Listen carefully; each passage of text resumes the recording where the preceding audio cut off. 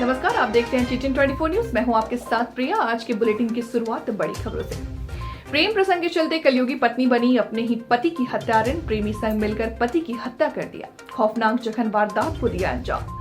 Police ने पत्नी और प्रेमी को किया गिरफ्तार। उत्तर प्रदेश के जनपद मैनपुरी के थाना बिछुआ क्षेत्र के प्रेम प्रसंग में युवक की निर्मम हत्या करने का मामला प्रकाश में आया है। आपको बता दें कि जहां एक कलयुगी पत्नी ही अपने पति की हत्यारिन बनी है, कलयुगी पत्नी ने अपने आशिक संग मिलकर इस खौफनाक जघन्य वारदात को अंजाम दिया। फिलहाल पुलिस ने पत्नी और उसके प्रेमी को गिरफ्तार कर लिया है और युवक के शव को पोस्टमार्टम के लिए भेजकर मामले की जांच पड़ताल में जुटी हुई है। सूचना पर पुलिस के आला अधिकारियों ने घटनास्थल का निरीक्षण किया। मामला बिछुआ थाना क्षेत्र के नगला पृथ्वीपुर गांव से जुड़ा हुआ है। जानकारी के अनुसार ब्रजेश पुत्र बेचेलाल निवासी पृथ्वीपुर बिना की शादी लगभग 10 वर्ष पूर्व रेणु नाम की युवती के साथ हुई थी। आरोप है कि उसकी कलयुगी पत्नी रेणु ने अपने प्रेमी मोहित, जो कि मृतक के चाचा का लड़का है, उसके साथ मिलकर मृतक ब्रजेश की शराब पिलाई और पत्नी ने पीछे से ईंट उसके सिर पर दे मारा, जिससे वह बेहोश हो गया। फिर दोनों ने मिलकर ईंटों से ताबड़तोड़ प्रहार से उसकी निर्मम हत्या कर दी और उसका शव पानी में फेंक दिया। पानी से निकालकर शव सरसों के खेत के पास छोड़कर गांव भाग आए। सूचना पर पहुंची पुलिस ने शव को पोस्टमार्टम के लिए भेज पत्नी और उसके प्रेमी मोहित को हिरासत में लेकर मामले की जांच पड़ताल शुरू कर दी है। वहीं घटना के बाद पुलिस अधीक्षक विनोद कुमार ने घटनास्थल का बारीकी से निरीक्षण कर जल्द खुलासे की बात कही थी, जिसमें पुलिस ने पत्नी और उसके प्रेमी को गिरफ्तार कर न्यायालय में पेश कर सलाखों के पीछे भेज दिया है। किस तरीके से की ये हत्या? जी सर, क्या था ये पूरा मामला? क्यों की थी और किस वजह से की थी? परफेक्ट है सर। ये हत्या, ये गलत काम करवा रहे थे भाई। क्या पूरी बात बताओ, क्या करा रहे थे? भाई ये कहते थे दूसरा से संबंध आया। तुम्हारी भाभी से? हाँ जी, मुझे ये बुरा लगता था। हमारे संबंध नहीं थे? हमारे संबंध नहीं थे, संबंध थे। हाँ। कितने दिनों से चल रहे थे तुम्हारे संबंध भाभी से? हम 2-3 साल से, 2 साल से। तुमने हत्या कैसे की, कैसे अंजाम दिया उसको? कैसे मारा? जी सर, ईंट मार दी, शराब पिला दी। सारा पिला के। ऐसे तो कहीं खेत में मारा था? पुलिया से तो ले कैसे हुए थे? उठा के ला दी। पत्नी ने साथ दिया था उसमें? तो दोनों लोग लेके गए थे? कहीं शादी में गए थे? शादी में नहीं। खबर बलिया जनपद के गढ़वार थाना क्षेत्र अंतर्गत चिलकहर ब्लॉक के गोपालपुर गांव की है, जहां पीड़ित महिला शशि चौबे ने ग्राम प्रधान पर आरोप लगाते हुए बताया कि मेरे घर के सामने हमारे पूर्वजों की संपत्ति लगभग 1 बीघा जमीन है, इस पर ग्राम प्रधान अपनी नजर बनाए हुए हैं। महिला ने ग्राम प्रधान पर आरोप लगाते हुए कहा कि हमारी जमीन को वह ग्राम सभा की जमीन बताकर उस पर कब्जा नहीं दिलवाना चाहते हैं। महिला ने आगे बताया कि इस जमीन को लेकर मैं न्यायालय में केस भी लड़ रही हूँ। न्यायालय की जो भी फैसला आएगा उसे हम स्वीकार करेंगे। महिला ने बताया कि हम चाहते हैं कि मामले की जांच कर उचित कार्रवाई की जाए। वहीं ग्राम प्रधान पर महिला द्वारा लगाए गए आरोप के बारे में ग्राम प्रधान से पूछा गया तो प्रधान प्रतिनिधि ने बताया कि सारे आरोप निराधार है। वह जमीन ग्राम सभा की जमीन है। उन्होंने मांग किया है कि उच्च अधिकारी आकर मौके पर जांच कर लें और उचित कार्रवाई करें। क्या नाम? शशि चौबे गोपालपुर से बोल रही हूँ। क्या मामला है आपकी ग्राम सभा में? मेरे ग्राम सभा में यही मामला है सर कि यहाँ मेरे घर के सामने जो ज़मीन दिख रही है, वो ज़मीन ये प्रधान जी बार बार आके मुझे धमकी दे रहे हैं कि ये ज़मीन मेरी है। बार बार मुझे परेशान कर रहे हैं। वहाँ पे मेरा पेड़ है, पौधा है, जो भी है, मेरा समरसेबल है, वहाँ पे मेरा टेबल था, 2 मकान थी, उसको मैंने तोड़वा करके सही अपना करवाई हूँ। लेकिन फिर बार बार मुझे ये कह रहे हैं कि ये आपकी ज़मीन नहीं है, ये हमारी ज़मीन है। वहाँ पे कब्जा करना चाहते हैं। विद्यालय बनवाना चाहते हैं। लेकिन उस चीज़ को मैं ये कह रही हूँ कि जो भी आपकी परेशानी है हमसे कहिए। और ये बार बार कह रहे हैं कि मैं झंडा फहराने के लिए आए थे तो झंडा ये लोग नहीं फहराने दिए। वर्षों से वो हमारी ज़मीन है, हम कैसे उनको झंडा फहराने दें सर? कितनी लंबाई चौड़ाई है ज़मीन के लगभग? लगभग यही लंबाई चौड़ाई मान के चलिए कि ये करीब करीब 1 बीघे में है, यहाँ से वहाँ तक दोनों मिला करके। आप जो बता रही हैं ज़मीन आपकी है, इसका आपके पास कोई एविडेंस या कोई है? क्या? मेरे पास ही, मैं कोर्ट से लड़ रही हूँ, मेरे पास कोर्ट की कागज़ है, मैं हाई कोर्ट में गई हूँ। तो जब जो कोर्ट कहेगी वो मैं करूँगी कि इनके कहने से करूँगी? कोर्ट से क्या फैसला आया इसको कोर्ट लेकर? से ये फैसला अभी कोर्ट में चल रही है कार्रवाई। जब फैसला मुझे मिलेगा तो फिर मैं जो फैसला करेगा सरकार वो मैं छोड़ दूंगी। छोड़ने के लिए बोलेगा तो छोड़ दूंगी, रखने के लिए बोलेगा रख दूंगी। निकलते हैं हमारे बच्चों से, हमसे बार बार ये कहते हैं कि उस ज़मीन को आप छोड़ दीजिए, नहीं तो इसके ऊपर कुछ भी हम कर सकते हैं। अच्छा, कौन कौन कहता है? प्रधान, मेरे गांव के सोनू पांडे प्रधान जी जो हैं, वो बार बार यही बात कह रहे हैं कि आप इस ज़मीन को छोड़ दीजिए, नहीं तो मैं घर गिरवा दूंगी। नोटिस 2 बार मेरे ऊपर भिजवा भी दिए, उसको भी मैं कुछ नहीं बोली। मैं इनसे भाग रही हूँ, मुझे बार बार घेर रहे हैं। कलेक्ट्रेट कर्मचारी और अधिवक्ताओं में मारपीट का मामला पकड़ा तुल।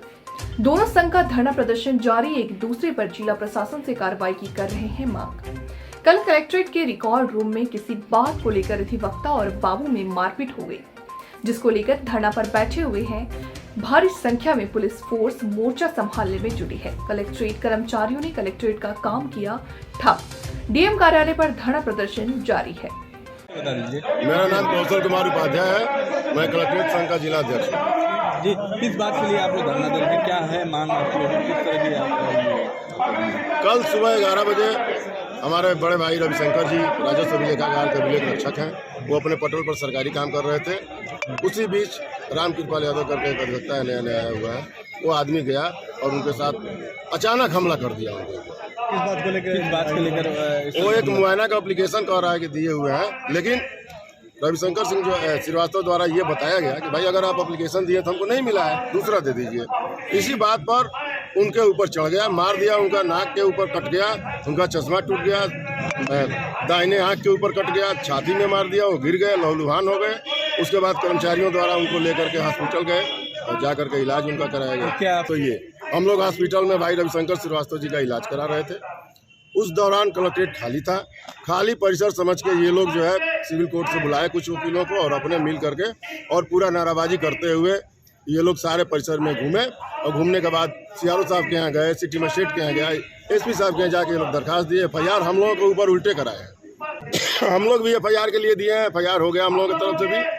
तो अभी यहाँ पे आप लोग बैठे हैं, अभी क्या आप लोगों की मांगे हैं और क्या कर रहे हैं अभी आप लोग यहाँ पे धरने में बैठे? FIR की कापी आ गई है, 500 धाराएं हैं उसमें, और मांग हम लोगों का यही है कि जो अधिवक्ता हमारे हैं, अत्याचारी हैं, उनके खिलाफ कार्रवाई हो, उनका गिरफ्तार हो और उनका लाइसेंस बार काउंसिल में लिख करके जिलाधिकारी महोदय भेजे निरस्त करने के लिए। जिलाधिकारी महोदय को हम लोग पत्रक दिए हैं तो उनके द्वारा सकारात्मक रुख अपनाया गया है।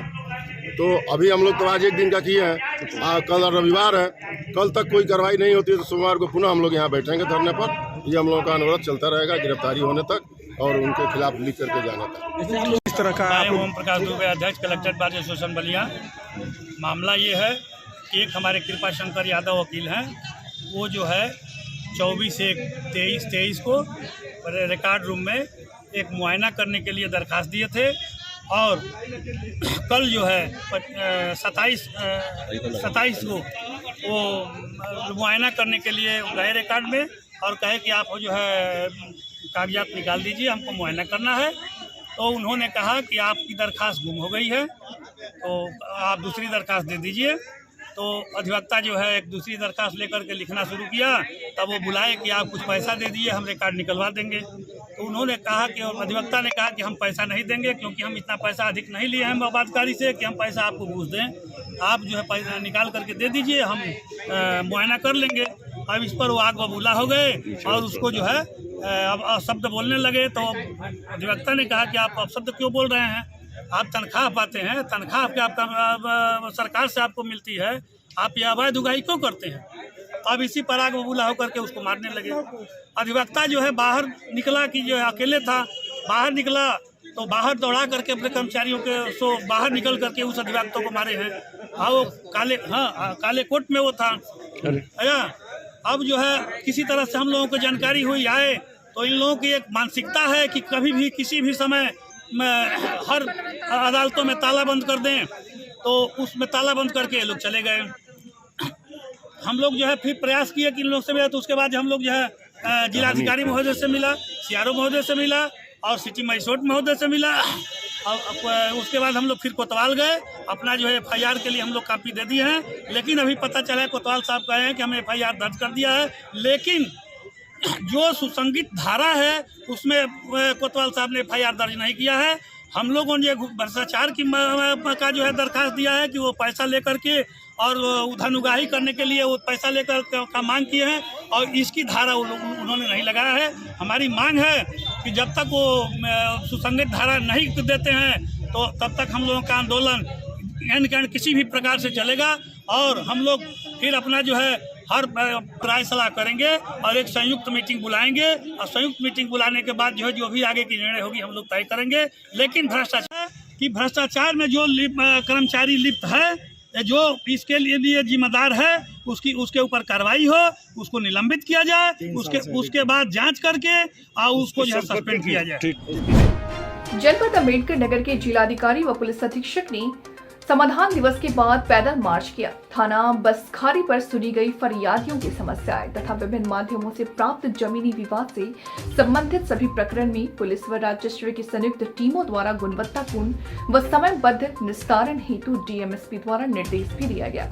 जनपद के समस्त थानों में आज थाना समाधान दिवस का आयोजन किया गया था, जिसमें सैमुअल पॉल एंड जिलाधिकारी अम्बेडकर नगर व अजीत कुमार सिन्हा पुलिस अधीक्षक अम्बेडकर नगर द्वारा थाना बसखारी पर समाधान दिवस पर फरियादियों की समस्याओं को सुनकर कुछ का मौके पर निस्तारण किया गया तथा कुछ गुणवत्तापूर्ण व समयबद्ध निस्तारण हेतु संबंधित को निर्देश दिया गया। साथ ही जिलाधिकारी व पुलिस अधीक्षक अम्बेडकर नगर द्वारा निर्देश दिया गया कि जमीनी विवाद संबंधित सभी प्रकरणों में पुलिस व राजस्व की टीमें द्वारा संयुक्त रूप से प्रकरण का निस्तारण किया जाए, जिससे फरियादियों को अलग अलग भटकना न पड़े व प्रकरणों को त्वरित व न्यायपूर्ण निस्तारण हो सके। पुलिस अधीक्षक द्वारा जमीन संबंधित थाना स्तर IGRS या अन्य सभी माध्यमों से प्राप्त प्रार्थना पत्रों को थाना समाधान दिवस रजिस्टर में अंकित करने एवं समाधान दिवस पर दोनों पक्षों को बुलवाकर पुलिस व राजस्व की संयुक्त टीम द्वारा निस्तारण किए जाने हेतु निर्देशित किया गया। सड़क सुरक्षा माह के अंतर्गत परिवहन कार्यालय फर्रुखाबाद में वाहन के बीमे की आवश्यकता एवं लाभ पर कार्यशाला का आयोजन किया गया। कार्यक्रम में ओरिएंटल इंश्योरेंस कंपनी के विकास अधिकारी चंद्रशेखर द्वारा बीमे का लाभ फर्स्ट पार्टी, थर्ड पार्टी, व्यक्तिगत दुर्घटना बीमा तथा नागरिक सुरक्षा बीमा के बारे में विस्तार से बताया गया। बीमा कंपनी के प्रतिनिधि द्वारा बताया गया कि वे पर्सनल एक्सीडेंट बीमा का प्रीमियम मात्र 60 रुपए प्रति लाख के तथा नागरिक सुरक्षा बीमा का प्रीमियम 78 रुपए प्रति लाख है। नागरिक सुरक्षा बीमा में बामित राशि का 20% इलाज हेतु प्रदान किया जाता है। ऊपर से आपको बता दें कि कार्यशाला को संबोधित करते हुए ARTO प्रवर्तन सुभाष राजपूत ने बताया कि कोई भी वाहन मार्ग पर बिना बीमा के चलाना प्रतिबंधित है। छोटे वाहन का बिना बीमा के संचालित पाए जाने पर प्रथम अपराध के रुपए 2000 तथा द्वितीय अपराध पर रुपए 4000 का अर्थदंड लगाया जाता है। बड़े वाहन जैसे ट्रक, बस आदि यदि बिना बीमा के संचालित पाए जाते हैं तो उन पर 4000 रुपए का दंड लगाया जाता है। अतः सुरक्षा के दृष्टिकोण से वाहन का बीमा अवश्य करवाएं तथा अन्य प्रपत्र जैसे ड्राइविंग लाइसेंस, वाहन का प्रदूषण नियंत्रण प्रमाण पत्र, वाहन की फिटनेस, टैक्स आदि पूर्ण रखें। ARTO प्रशासन VN चौधरी ने प्रतिनिधियों को बताया कि वाहन बीमा न होने पर वाहन स्वामी को क्लेम देना होगा, जो कई बार करोड़ों रुपए में होता है, जिसे देना वाहन स्वामी के लिए संभव नहीं होता। इसलिए मोटर वाहन अधिनियम के थर्ड पार्टी बीमा को अनिवार्य किया गया है, जिससे सामाजिक सक्षम सुरक्षा बनी रहे। बाइकों की भिड़ंत में 3 लोग हुए गंभीर रूप से घायल। घायलों को आनन फानन में लाया गया कमालगंज CHC। हालत गंभीर होने पर घायलों को किया जा रहा है जिला अस्पताल लोहिया रेफर। अज्ञात अपाची बाइक सवार ने मारी थी टक्कर। भागवत कथा सुनकर आ रहे थे तीनों लोग। क्रमांकगंज थाना क्षेत्र के रामपुर माझगांव का है ये मामला। स्वास्थ्य केंद्र पर अभी एक एक्सीडेंट आया था, कैसी हालत थी, कितने लोग थे, क्या था? ये 3 मरीज आए हुए हैं जिसमें 2 महिलाएं हैं, एक पुरुष है। और जो पुरुष है उसको फ्रैक्चर है और महिलाएं जो है उनको ज़्यादा गंभीर चोट है। एक महिला का तो सर चला गया, उसकी आँख चली गई। मतलब तीनों मरीज जो है गंभीर हालत में आए थे और तीनों को मैंने रेफर कर दिया है। एम्बुलेंस द्वारा आए थे? हाँ, पुलिस के द्वारा आए थे? नहीं, ये एम्बुलेंस के द्वारा आए हुए थे और एम्बुलेंस से ही इनको जो है जिला अस्पताल के लिए भेज दिया गया है। ये जो एक्सीडेंट हुआ है, तुम्हारी कौन है? बुआ है। बुआ है, तो कैसे एक्सीडेंट हुआ, क्या पूरी घटना बताइए। वो बाइक से आ रहा था, बाइक छोड़ने। बुआ घर पे जा रही थी। तो अपाचे वाला रॉन्ग साइड आके मार के चला गया। मतलब बाइक की भिड़ंत हुई है। बाइक। कितने लोग घायल हुए हैं? 3 लोग। 3 लोग, क्या क्या नाम है उनके? पंडित संदीप शर्मा, प्रभा शर्मा और लक्ष्मी शर्मा। लक्ष्मी शर्मा। एक आपकी भाभी हो गई और एक कौन है? एक बुआ है, एक ताई है, एक भाई है। एक बुआ, एक भाभी, एक ताई। ठीक, कमालगंज आए थे, क्या रेफर किया गया है? हाँ जी, रोहिया। बाइक वाले को पकड़ पाया किसी ने या नहीं? नहीं, वो भाग गया। कल दिनांक 27/1/2023 को थाना पैराली क्षेत्र अंतर्गत ग्राम मरछा में कल्लू पुत्र रंजीत गौर निवासी ग्राम मरछा की मृत्यु की सूचना मिलने पर थाने की पुलिस एवं उच्च अधिकारीगण मौके पर पहुंची और जानकारी प्राप्त की तथा पूरे घटनाक्रम का रिक्रिएशन किया गया तो ज्ञात हुआ कि मृतक कल्लू पुत्र रंजीत गौर उम्र करीब 52 वर्षीय की मृत्यु का आरोप गाँव के ही बलराम उर्फ बंदर पुत्र चुन्नू पाल उम्र करीब 45 वर्षीय पर लगाया जा रहा। मृतक शराब पीने का आदी था। देर शाम घर से केवल कच्छा और बनियान पहनकर निकला था तथा काफी नशे में था। मृतक पूर्व में वाहन दुर्घटना होने के कारण सुचारू रूप से चल फिर पाने में असक्षम था। पूरे सीन ऑफ क्राइम का रिक्रिएशन करने से घटना प्रथम दृष्टया संदिग्ध प्रतीत हो रहा है। बॉडी मोर्चरी में भिजवा दी गई है। शव का पोस्टमार्टम डॉक्टर के पैनल से कराया जा रहा। वीडियोग्राफी भी कराई जाएगी। मौके का मुआयना field unit, dog squad team एवं पुलिस अधीक्षक समेत समस्त उच्च अधिकारीगण द्वारा किया गया। कानून व्यवस्था की कोई समस्या नहीं है। गांव में पुलिस बल तैनात कर दिया गया है ताकि फिर से कोई अप्रिय घटना न होने पाए। भैया क्या नाम है आपका? नरेंद्र नाम है हमारा। कहाँ से आए? मरझा से। थाना पैलानी। क्या घटनाक्रम हुआ? हमारे भाई को शाम के 7 बजे लिवा गए बलराम और प्रेमचंद पाल। हमने रोका जो है तो वो जो है कह रहे थे कि आ रहे हैं हम थोड़ी देर। फिर इसके बाद हम 8 बजे जब देखा, इनको काफ़ी देर हो गई, तो जब देखा तो हमारा भाई गले में रस्सी बांधे मारो पौरा कपड़े की थी वो। फिर क्या हुआ? फिर इसके बाद पुलिस को सूचना हमने दिया। पुलिस तुरंत वहाँ पहुँची। पुलिस इसके बाद में उसको देखा कि गर्म है बॉडी, तो इसके मारे जिला अस्पताल बांदा लेकर आई। क्या वजह हो सकती है, क्या घटना? हमारा इनका मुकदमा चल रहा था। हमारे भाई ने मुकदमा दर्ज करा दिए थे। उसी में राजी को कह रहे थे और जो राजी नहीं कह रहे, धमकी दे रहे थे कि राजी नहीं होगे तो हम जान से मार देंगे, तब जेल जाएंगे। अच्छा, फिर इसके बाद पुलिस आई। पुलिस ने क्या किया? पुलिस आई और उसको बॉडी को, लाश को लेकर के यहाँ बांधा आई। अभी कहाँ पर है डेड बॉडी? यहाँ रखी है अस्पताल, जिला अस्पताल पे। तो मृतक आपके कौन है? भाई हैं हमारे, सगे भाई? बड़े भाई हैं, सगे भाई। क्या नाम है पूरा? कल्लू सिंह नाम है। उम्र कितनी? उम्र होगी 50 साल। ठीक सर, ये थाना पैलानी क्षेत्र से एक मामला आया है, क्या है पूरा मामला? कल लगभग 7:30-8 बजे की सूचना मिली कि एक व्यक्ति का शव मिला हुआ है। इस सूचना पर तत्काल थाना प्रभारी, क्षेत्राधिकारी और पुलिस अधीक्षक महोदय समेत सारे वरिष्ठ अधिकारी वहां पहुंचे और जांच पड़ताल में ये बात सामने आई कि ये मृतक शराब सेवन का आदी था और इसका शव जो है अंडरवियर बनियान में मिला हुआ था और अभी इसका बड़ा भीषण एक्सीडेंट हुआ था जिसमें उसकी पसली भी टूट गई थी, चलने फिरने में भी उसको दिक्कत होती थी और शव जो है घर से लगभग 50 कदम की दूरी पर ही मिला था। पंचायतनामा पोस्टमार्टम की कार्रवाई के लिए शव को भेज दिया गया है। फील्ड यूनिट की मदद ली गई। अन्य जो जिनके ऊपर इन संदेह जता रहे हैं उनके घरों में दबिश दी गई, अभी मिले नहीं हैं। इसमें पूछताछ पकड़ करके की जाएगी और पोस्टमार्टम इसमें पैनल द्वारा कराने के लिए लिखा गया है और वीडियो रिकॉर्डिंग भी उसकी कराई जाएगी। अभी तक जो चीज़ें स्पष्ट हुई हैं उसमें घटना के संबंध में, हत्या के संबंध में कोई प्रथम दृष्टया स्पष्ट साक्ष्य नहीं मिला है। फिर भी जो भी पोस्टमार्टम के बाद साक्ष्य आएगा तदनुसार इसमें वैधानिक कार्रवाई की जाएगी। क्या नाम है माता जी आपका?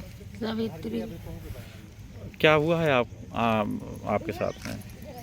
उनके साथ में मेरे लड़का का मारा बुला लगी दुआरी से नहीं, फांसी लगा के मारा। क्या नाम था लड़के का? कितनी उम्र? कल्लू सिंह, 50 साल का। क्या मानते हैं आप, ये कैसे क्या घटनाक्रम हुआ? ये घटना साहब बुलावत रहे, हम राजी हूँ का। पहले हमारे लड़का का पकड़ा दी है ने, फिर वही के राजी हूँ का बुलाए, फिर हमारी लड़किन का पकड़े नहीं। वही मैं एक दिन पुलिस दाबिश डारे जाके तभी दो दिन बाद मैं एक बाहर लेवा गई नहीं। किसको छेड़ते थे ये लोग? मैं दोनों वही कल्लू सिंह की लड़किन का। आपकी नातिन को? हाँ। तो फिर आपने क्या किया था? यहाँ थे भाई यार हम कई दिन तक कोर्ट से, तो फिर पुलिस दाब डारे सिंह का। रात में क्या घटना हुई है? रात में कैसे क्या हुआ? कितने समय की बात है ये? 7 बजे लेवाए जाते, 8 बजे ये लड़का मार गाह है। मजे के तैयार हुई गए है, तो भी गाह पता लगावे। जब लेवा के जाते तो पूछो है इसकी कहाँ लेवाए जाते, कहते थोड़ी देर माई थे लेवा कहीं। अब बस ये तैयार हुई गए है, वहीं से दूह के बांध के गहा इतने मतलब उन मजे के तैयार हुए। जब कहा तो रास्ता मारो परो रहा है। अरे दैया रे, अरे गुहार दैया। मध्य प्रदेश के मुरैना में बड़ा हादसा, वायुसेना का सुखोई 30 और मिराज क्रैश हुआ। आपको बता दें कि मुरैना जिले के पहाड़गढ़ में जंगल में फाइटर जेट गिरने के बाद आग लग गई। सूचना मिलते ही पुलिस फोर्स पहाड़गढ़ के जंगल के लिए रवाना हुआ। हादसे में किसी के हताहत होने की कोई सूचना नहीं मिली है। घटना पहाड़गढ़ थाना इलाके के मानपुर ईश्वर महोदय के जंगल की है। सोनभद्र शक्तिनगर स्थित NCL खड़िया परियोजना में ओबी हटाने का कार्य करने ISA यारो कंपनी की रोजगार दिलाने की मांग को लेकर शनिवार को विस्थापित युवा कल्याण समिति के दर्जनों लोग परियोजना महाप्रबंधक कार्यालय पर अनिश्चितकालीन धरने पर बैठ गए हैं, जहां देर शाम तक जिम्मेदार अधिकारियों को वार्तालाप होने के बाद भी सहमति नहीं बन सकी। शनिवार को तय कार्यक्रम के अनुसार विस्थापित युवा कल्याण समिति के लोग सुबह 11 बजे नारेबाजी करते हुए NCL खड़िया महाप्रबंधक कार्यालय पर पहुंचे। इसके बाद सभी लोग कार्यालय गेट के सामने बैठ गए। राजन भारती और समिति के लोगों द्वारा और उनका आरोप है कि कंपनी प्रबंधक ने खुद लाइजनर बताने वाले कमलेश उर्फ पप्पू सिंह ने 10 विस्थापितों का फॉर्म भरवाने के बाद कंपनी के चक्कर लगवा रहे हैं और आश्वासन के सिवा कुछ नहीं मिल रहा, जबकि दलालों व गैर जनपद के राज्यों के लोगों को 2-2 लाख रुपए लेकर भर्ती कराया जा रहा। राजा ने बताया कि कुछ दिन पूर्व कंपनी के कोटे में नाम वाली एक लिस्ट वायरल हुई थी, जिसमें नाम व उसके आगे संख्या लिखा था। लिस्ट में 60% लोग सही हो सकते हैं। इसकी जांच मुख्यमंत्री व प्रधानमंत्री खुद संज्ञान में लेकर कराएं तो करोड़ों रुपए का भ्रष्टाचार उजागर हो जाएगा, जिसकी जांच जरूरी है। NCL खड़िया व ऐसे यादव दोनों की ही कंपनी हठ धर्मिता पर आ गई है और विस्थापितों का हक छीनकर उन्हें रोजगार से वंचित कर रहे हैं। NIT का भी पालन नहीं कराया जा रहा। कंपनी के लोग उन्हें डराने धमकाने का कार्य कर रहे हैं, जिससे वह रोजगार की मांग न करें। अगर कमलेश सिंह ने मोबाइल नंबर को सर्विलांस पर रखकर जांच की जाए तो सब सामने आ जाएगा। आज हम लोग सारे लोग धरने बैठे हैं रोजगार को लेकर, जो कि हम लोग भूमि विस्थापित हैं और हमारे साथ समझौता हुआ था कि आप लोग को रोजगार दिया जाएगा। इसके लेकर हम लोग धरने पर बैठे हैं। किस कंपनी में बात हुई थी? SC यादव कंपनी, वो भी कंपनी जो है अभी वर्तमान में ही कार्यरत है, इसको लेकर हम लोग बैठे हैं, बात हुई थी। तो अभी किसी अधिकारी का यहाँ पर आए हैं कि नहीं, आपसे वार्तालाप हुई है? अधिकारी बात करने तो आए हैं, माननीय SOP साहब और CSR के एक राजाराम साहब हैं, उनके द्वारा आए थे बात करने, लेकिन उनके बातों से ही पता चल रहा था कि क्या काम करेंगे और क्या करना चाहते हैं। क्या मांगे हैं आप लोग की? पहले मांगे तो हमारे हैं रोजगार, विस्थापित और प्रभावित को रोजगार दें, पहली मांगे हमारी ये है।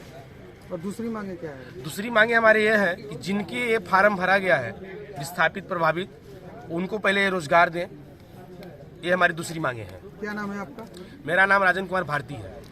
आपने जिन लोगों को, क्या आप लोग जो बैठे हैं धरने पे, जितने भी लोग, क्या इनमें से किसी का फॉर्म भराया गया था? जी, 10 लोग का फॉर्म भराया गया है, 5 लोग का ओरिजिनल जमा किया गया है इसमें से, जितने हम लोग धरने बैठे हैं। तो उन्हें अब तक भर्ती कराया गया कि नहीं? नहीं, भर्ती नहीं कराया गया, तभी तो हम लोग धरने बैठे हैं ना।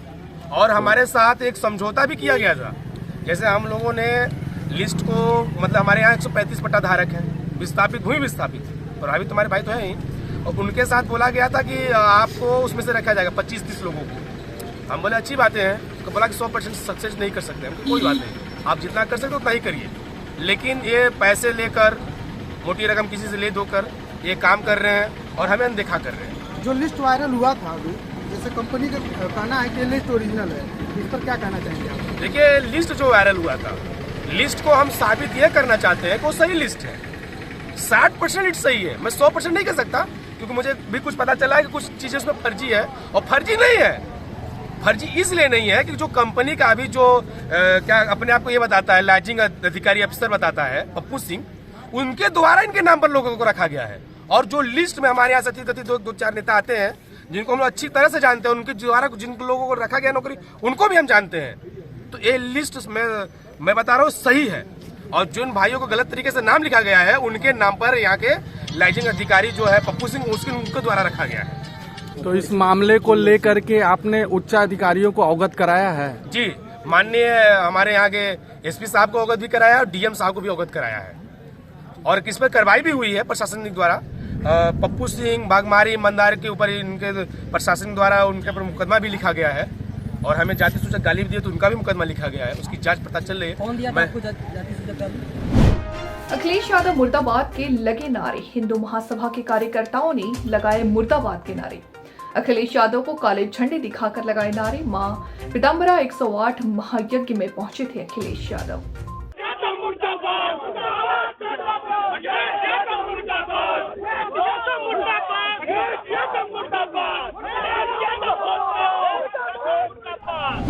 सुगोली पूर्वी चंपारण नगर परिषद के सिसवनिया टोला वार्ड नंबर 6 स्थित सेंट्रल बैंक की शाखा के द्वारा 26 जनवरी गणतंत्र दिवस को झंडा नहीं फहराया जाने और बैंक के ब्रांच में दिन भर ताला लटके रहने को लेकर भाकपा माले ने गंभीरता से संज्ञान में लिया है, जिसको लेकर भाकपा माले ने जिला कमेटी के सदस्य भोला शाह ने एक प्रेस विज्ञप्ति जारी किया है, जिसमें पार्टी ने सेंट्रल बैंक के द्वारा झंडा नहीं फहराया जाने को लेकर इसकी कड़ी निंदा की है और आक्रोश जाहिर करते हुए प्रशासन से शाखा प्रबंधक के विरुद्ध कड़ी कार्रवाई करने की मांग की है। साथ ही पार्टी ने ये चेतावनी दिया है कि अगर 24 घंटे के अंदर संबंधित शाखा प्रबंधक पर विधि समस्त कार्रवाई नहीं की जाती है तो उनकी पार्टी सोमवार 30 जनवरी को फ्लैग मार्च निकालेगी और पुतला दहन करेगी। इसको लेकर पार्टी ने प्रखंड विकास पदाधिकारी कार्यालय को इसकी लिखित शिकायत की है। साथ ही स्थानीय अंचलाधिकारी, थाना अध्यक्ष और जिलाधिकारी को इसकी प्रतिलिपि भेजकर मामले में कड़ी कार्रवाई करने की मांग की है। 26 जनवरी का दिन शाखा सेंट्रल बैंक का जो शाखा मैनेजर हैं उनसे मीडिया के द्वारा बात भी की गई है और तेज़ी से फेसबुक पर वायरल भी हो रहा है और पेपर में भी, न्यूज़ में भी चला है उस खबर को। उसके बावजूद भी दिन भर बैंक बंद रहा, उसमें ताला मारा हुआ था। हमने खुद देखा है इस चीज़ को और मीडिया को मैं धन्यवाद देता हूं कि उन्होंने इस चीज़ को कवरेज किया है और इतना बात होने के बावजूद भी प्रशासन जो है उस पर गहन जांच नहीं की, अभी तो उस पर कानूनी कार्रवाई नहीं की गई, जिसके कारण हम लोग बहुत आहत है कि 26 जनवरी के दिन शुभ दिन होता है देश के लिए। पूरे देश में तिरंगा फहराया जाता है। सेंट्रल बैंक के मैनेजर ने तिरंगा नहीं फहराया और दिन भर तक अपने बैंक में ताला मार के रखा रहा। फिलहाल वक्त हो चला एक छोटे से ब्रेक का, जल्द हाजिर होंगे ब्रेक के बाद। तब तक के लिए आप बने रहे हमारे साथ। मुझे दीजिए इजाजत, नमस्कार।